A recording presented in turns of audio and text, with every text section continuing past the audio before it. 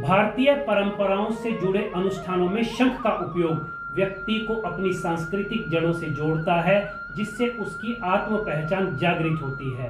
अब क्योंकि शंख का उपयोग धार्मिक और सामाजिक समारोह में होता है, जो व्यक्ति में सामुदायिक जुड़ाव और सामाजिक समर्थन की भावना को बढ़ाता है। शंख को ओम की ध्वनि मानते हुए ध्यान और विश्राम की अवस्था को प्रोत्साहित करने वाला माना गया है। मनोविज्ञान में शंख बजाने और शंख की ध्वनि को एक बेहतरीन साउंड थेरेपी माना गया है, और क्योंकि शंख के बजाने के लिए गहरी सांस की जरूरत पड़ती है और इसे बजाते समय सांस पर नियंत्रण किया जाता है, इसलिए इसे एक मेडिटेटिव प्रोसेस अर्थात प्राणायाम से जुड़ी हुई एक प्रक्रिया भी माना गया है, जो कि व्यक्ति में चेतना का विकास करती है। शंखनाद करने से मानव के फेफड़ों की क्षमता बढ़ती है और फेफड़ों तक ऑक्सीजन की सप्लाई जो है वो बेहतर होती है।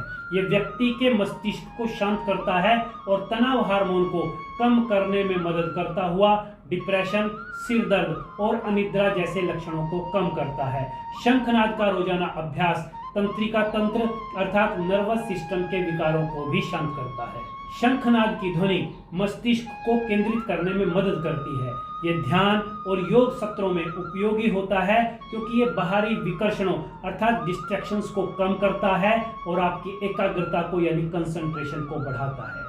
क्योंकि शंख को पौराणिक समय में युद्ध विजय का प्रतीक भी माना गया है, इसलिए इसकी ध्वनि जीवन के विभिन्न क्षेत्रों में संघर्ष कर रहे व्यक्ति में मनोवैज्ञानिक रूप से सकारात्मक दृष्टिकोण को बढ़ाती है। इसी कारण शंखनाद किसी भी संघर्षरत व्यक्ति के अंतर्मन में यह विश्वास जगाने में सफल रहता है कि वो नकारात्मक परिस्थितियों पर विजय प्राप्त कर सकता है। हालांकि मैंने शंख के कई आश्चर्यजनक लाभ बताए हैं, लेकिन सत्य ये भी है कि शंख के मनोवैज्ञानिक लाभ तभी अधिक प्रभावी होते हैं जब व्यक्ति इसके प्रतीकात्मक यानी सिंबॉलिकल और आध्यात्मिक महत्व में विश्वास रखता हो।